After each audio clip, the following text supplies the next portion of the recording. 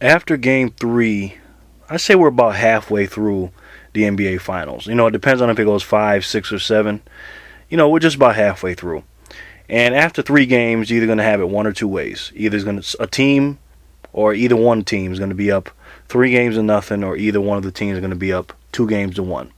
And the Heat are down 2-1 to the San Antonio Spurs. Game 2 was a blowout. The Heat went on a run. Basically, the game was pretty good until that run late in the third into the fourth quarter. The Heat turned it up and they won the game in a blowout fashion. And in this game here, game 3 was interesting because LeBron James' body language is it's not exactly like it was in 2011 NBA Finals, but I'm seeing some real interesting things. Now I'm gonna go all over the place with this video because I have a lot to say here, and you can see from the length of the video that I got a lot of things to say. All right. First of all, congratulations to the Spurs. They shot the lights out. NBA Finals record, most 3-pointers in the NBA Finals record. Great game by the Spurs, man. It's not just the 3-point shots. It's them. Their game plan against LeBron James is flawless. And this is why I say, LeBron James is not Michael Jordan. He's not that type of player. He's a great all-around player. I believe he is a better player and a better all-around player than Jordan. I've said that before. But Jordan is the greatest player. And LeBron James' game is different. He tries to get his teammates involved, as did Jordan, but Jordan was more of a scorer, and he was more of an attack type of player. LeBron James is not. He makes the right basketball play, and he's basically playing right in Greg Popovich's hands. Greg Popovich wants LeBron James to either shoot a jump shot or pass the ball. It's as simple as that. He does not want LeBron James in that lane, going to the paint, getting a dunk, getting a layup, or getting any free throws, and he's not doing it. And they're daring him to shoot the jumper, and they're basically almost playing him like they did in 2007. Even though LeBron's a lot better, more experienced, and he's a better outside shooter, Greg Popovich is daring him to take the jump shot. Basically, it's like this. It's either Danny Green or Leonard on him. And what's happening is when LeBron James gets the ball in the half-court set, what they do is they give him room, they step back a couple of steps, and then if he shoots the ball, they try to close out as quickly as they can and make him take a contested jumper, but they are not letting him get to the lane. If he decides to put his head down and drive, pretty much the whole defense shifts, and besides the guy that's guarding him, he have 2 or 3 other people clogging that lane up. So it basically makes him pass it. And Jordan had the same thing. This reminds me of the Detroit Pistons defense in the late 80s and the early 90s. And it was called the Jordan rules. Now, obviously, they can't be as physical as the Pistons were with Jordan. The Spurs can't with LeBron, because if they were even half as physical as the Pistons were, there'd be flagrant fouls all over the place. But LeBron James is playing right into the Greg Popovich's hands, and he's got to change, man. And you got to give it to the Spurs, man. They shot the lights out. They're playing great defense. Leonard is a absolute. He's a terror on that defensive end. But not only that, he's taking it to LeBron on the offensive end as well.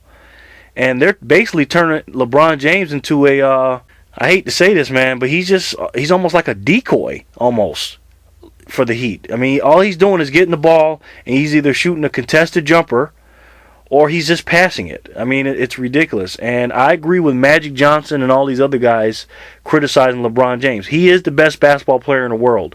And yes, I'm not saying that, he shouldn't be team first guy, because it is a team sport. But at the end of the day, you're LeBron James. You're the best player in the world, and you got to take it to him, man. And right now, this is the midway point of the NBA Finals. This reminds me of the 2011 NBA Finals in this aspect. LeBron and the Heat were up 2-1 against the Dallas Mavericks, going into Game 4 in Dallas. And the first 3 games, LeBron played decent, but the next 3 games, he played like you know what, and he did. I don't know, man. He's got to turn this around, because, hey, every single game in the NBA Finals has its own identity and is different.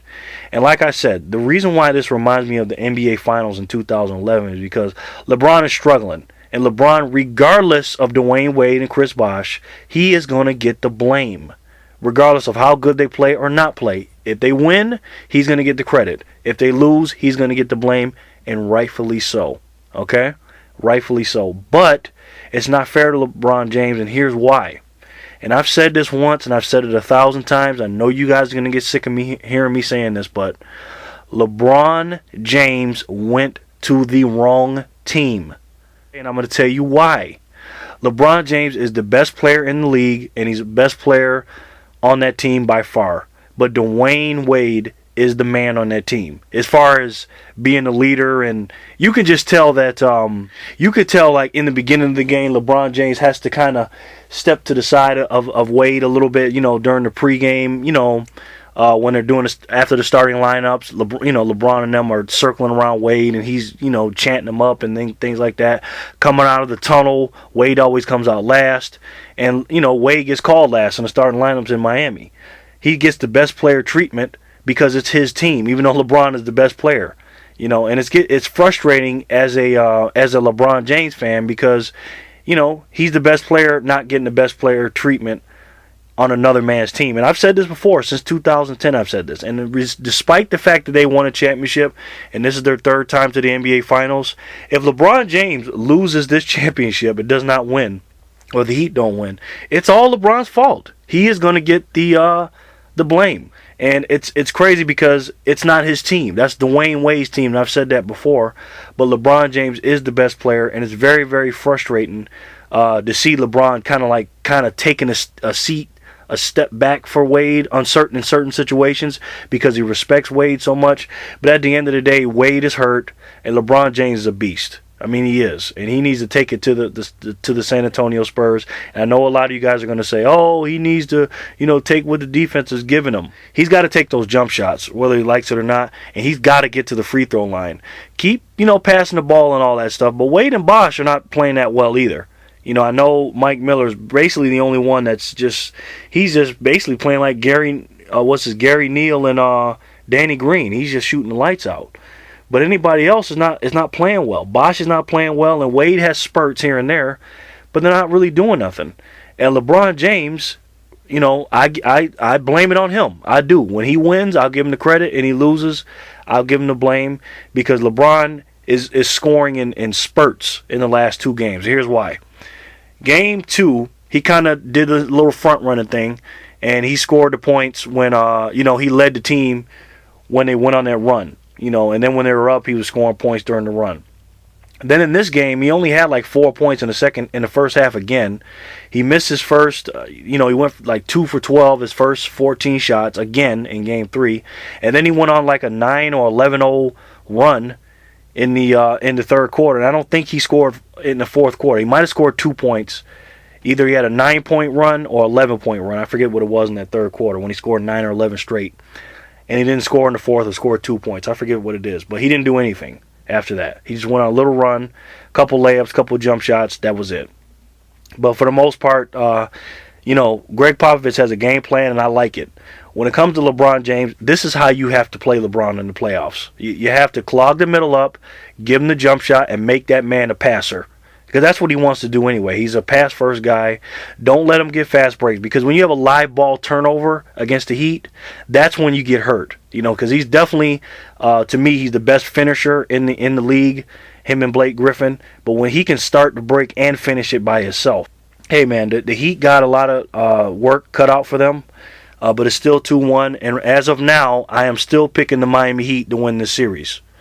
I know you guys think I'm crazy and things like that, but I think the Heat are going to win Game 4, and then Game 5 is going to be a very, very contested, tight game, and I think the Heat are going to pull that out, and I still got the Heat winning in 6. So basically what I'm saying is the Heat's going to win the next 3. I don't know if that's going to happen or not, but I'm going to stick with my pick. Just because they're down 2-1, I'm not going to get off my pick with that. But, man, I remember when the Pistons played the Bulls, man. They played them rough just like they're doing LeBron with the Spurs.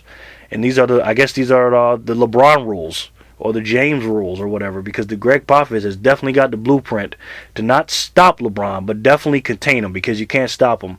And Danny Green and Kawhi Leonard, those guys are not scared of LeBron. And they're playing extremely well executed game plan against him. And Dwayne Wade's going to get his and things like that, because he's not getting double teamed, because they got to focus on LeBron so much. So to me, hey, if the Spurs keep doing what they're doing and LeBron doesn't change his game, man, he's going to get criticized till the cows come home, boy. And if LeBron James keeps playing like this, man, it's going to be crazy. I don't know, man. I don't even know what to say. I can't wait till Game 4. LeBron James is the best player in the league today. We all know that. But right now, he's just going through some things with this defense. He's trying to adjust to it. And if he doesn't adjust soon, they're going to be down 3-1. If they don't win this next game, the Heat, it's going to be over for them. It really is. And the Spurs will be celebrating their 5th championship. And LeBron not only will lose again in the finals. Because right now, folks, as of this recording, he is 7-15 in the finals. 7 wins, 15 losses. Okay, now let me break it down for you. The first year with Cleveland, he won no games, lost 4. 2011, he won 2, lost 4. Last year, won 4, lost 1. And this year so far, he lost 2, won 1. So that's 7-15 right now. So, hey, I guess the half-truth is telling the truth when he says he's not a winner, because in the finals he's got a below 500 record. But after Game 4, I think he'll be fine. I think they'll adjust.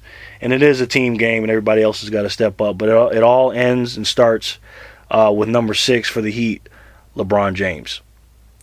Let me know what you guys think. You know, am I reading too much into this? Am I, going crazy, whatever? But hey, I just think at the end of the day, it's all on LeBron's shoulders. Like I said, it is a team sport, but it starts and ends with that guy. And if he doesn't change and get aggressive and go to the basket more, I know that's easier said than done when me sitting there watching the game on TV.